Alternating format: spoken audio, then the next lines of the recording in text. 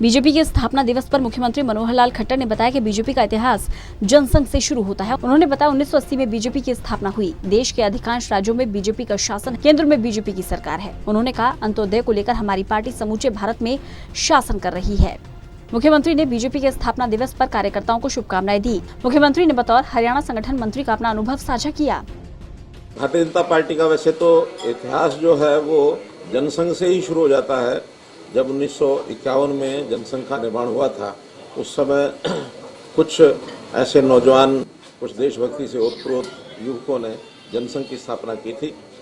एक काल आया था आपातकाल का 1975 से 1977 तक। 1977 में क्योंकि कुछ विपक्षी पार्टियों ने मिलकर के जनता पार्टी के रूप में एक नया संगठन खड़ा किया था, उस समय जनसंघ को एक प्रकार से वहीं उसकी यात्रा समाप्त हो जाती है।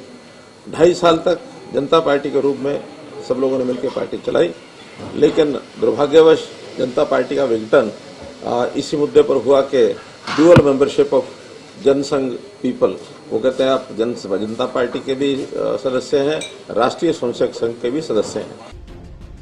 मुख्यमंत्री ने परिवारवाद को लेकर विपक्ष की पार्टियों पर तंज कसा। कहा कि कुछ दलों में परिवारवाद की राजनीति हावी रहती है, ये सिर्फ अपने ही लोगों को बढ़ाने का कार्य करती है। उन्होंने कहा कि समूचे देश में बीजेपी अपना वर्चस्व बढ़ा रही है। उन्होंने कहा कि विपक्ष ने दुष्प्रचार करके बीजेपी से आमजन को दूर रखा, लेकिन अब वास्तविकता पता लग गई है। लोग भारी संख्या में बीजेपी से जुड़ने लगे हैं।